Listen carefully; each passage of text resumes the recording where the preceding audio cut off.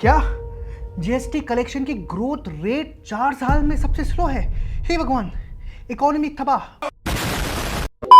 मोदी जी क्या कर रहे हो आप? लेकिन अगर आप इसे सही नजरिए से देखें तो ये खबर दरअसल बहुत अच्छी है। और खबर है क्या? खबर यह है कि FY26 यानी वित्त वर्ष 2025-26 में जीएसटी कलेक्शन की ग्रोथ रेट, ध्यान दीजिए, ग्रोथ रेट, टोटल जीएसटी नहीं, तो जीएसटी कलेक्शन की ग्रोथ रेट पिछले 4 साल में सबसे कम रही है। और ये सुनते ही कुछ लोग कहेंगे, देखो इंडियन इकोनॉमी खराब हो गई। कुछ यूजुअल सस्पेक्ट्स फेक न्यूज़ फैला सकते हैं कि जी बल्ला इकोनॉमी बर्बाद हो गई। लेकिन दोस्तों रुकिए, पूरी बात सुनिए। सरकार ने इस साल सितंबर 2025 में जीएसटी का सबसे बड़ा रिफॉर्म किया, जिसे एक्सपर्ट्स द्वारा कहा गया जीएसटी 2.0। 3 सितंबर 2025 को हुई 56वीं जीएसटी काउंसिल मीटिंग में टैक्स रेट्स को सरल कर दिया गया। मुख्य रूप से 5% और 18% के दो स्लैब रह गए। पुराने 12% और 28% के स्लैब्स हटा दिए गए। ये बदलाव 22 सितंबर 2025 से लागू हुआ, यानी 200 से ज़्यादा चीज़ों पर टैक्स कम हो गया। जब टैक्स रेट कम होगी तो कलेक्शन की ग्रोथ रेट धीमी दिखेगी। ये सिंपल मैथ्स है। अब जरा नंबर देखिए। FY26 में gross GST collection 22.27 lakh crore rupees रहा और net collection 19.35 lakh crore rupees. Growth रही 8.3% और 7.1%। ये ग्रोथ कोविड वाले साल 2020-21 के बाद सबसे कम है। कोविड वाले फाइनेंशियल ईयर में तो कलेक्शन -7% गई थी। लेकिन ध्यान दीजिए, तब इकोनॉमी बंद थी। आज इकोनॉमी चालू है, बढ़ रही है। फर्क सिर्फ इतना है कि सरकार ने जानबूझकर टैक्स कम लिया है और मार्च 2026 में ग्रॉस कलेक्शन में 2 लाख करोड़ के पार गई, जो पिछले 6 महीनों में सबसे अच्छी थी। ICRA की रिपोर्ट कहती है कि इन रिफॉर्म्स की वजह से जीएसटी का वेटेड एवरेज रेट अब सिंगल डिजिट में आ गया है, जो 2023-24 में 11.64% था। यानी आम आदमी पर टैक्स का बोझ सचमुच कम हुआ है। UST मिल्क, रोटी, पराठा, पनीर और पैकेज्ड स्नैक्स जैसी डेली फूड आइटम्स अब 5% या 0 जीएसटी में आ गए हैं। टीवी, एसी और वॉशिंग मशीन जो पहले 28% पे थे वो अब 18% पर आ गए हैं। और इंडिविजुअल लाइफ और हेल्थ इंश्योरेंस प्रीमियम्स पर जीएसटी से एग्जेम्पशन दे दी गई है।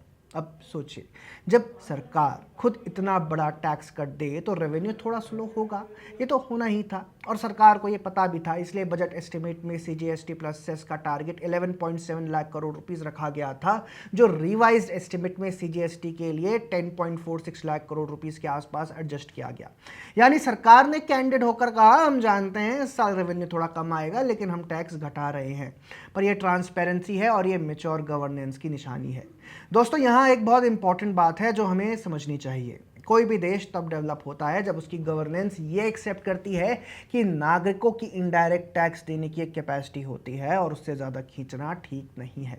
NIPFP की एक स्टडी कहती है कि जीएसटी रेट कट्स का फिस्कल मल्टीप्लायर -1.08 है। यानी जब जीएसटी कम होता है तो डिमांड और इकोनॉमिक एक्टिविटी ज़्यादा तेज़ी से बढ़ती है, इनकम टैक्स या कॉर्पोरेट टैक्स घटाने से भी ज़्यादा। इसका मतलब है कि कम टैक्स लेकर सरकार एक्चुअली इकोनॉमी को ज़्यादा ग्रो करने दे रही है। लंबे समय के लिए ये सबसे ज़्यादा फायदेमंद है। और ये सिर्फ रेट कट तक नहीं रुका। जीएसटी 2.0 में कंप्लायंस को भी आसान बना दिया गया है। Pre filled GST returns, faster refunds और MSMEs के लिए smoother registration. GST appellate tribunal यानी GSTAT को भी एक्टिवेट किया गया है ताकि बिजनेसेस के पेंडिंग टैक्स डिस्प्यूट जल्दी सुलझ सके। यानी सिर्फ रेट नहीं, पूरा सिस्टम रिफॉर्म हो रहा है। अब स्टेट वाइज अगर देखें तो पिक्चर थोड़ी मिक्स्ड है। महाराष्ट्र में 17%, कर्नाटक में 14% और तेलंगाना में अच्छी ग्रोथ रही। लेकिन हरियाणा, आंध्र प्रदेश और मध्य प्रदेश जैसे स्टेट्स में ग्रोथ बहुत कम रही। यह एक सिग्नल है कि अभी रीजनल डेवलपमेंट में और काम होना है। तो दोस्तों, ओवरऑल पिक्चर ये है, जीएसटी ग्रोथ स्लो दिखती है, लेकिन वजह इकोनॉमिक वीकनेस नहीं है। वजह है एक प्लान्ड, डेलिब्रेट और सिटीजन फ्रेंडली टैक्स रिफॉर्म।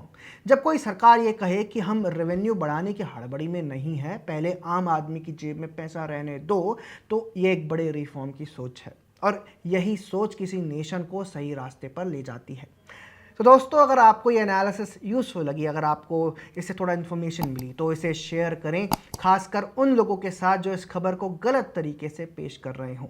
और हमारा चैनल फॉलो करें ऐसे ही फैक्चुअल और बैलेंस्ड एनालिसिस के लिए। मिलते हैं अगले वीडियो में। धन्यवाद।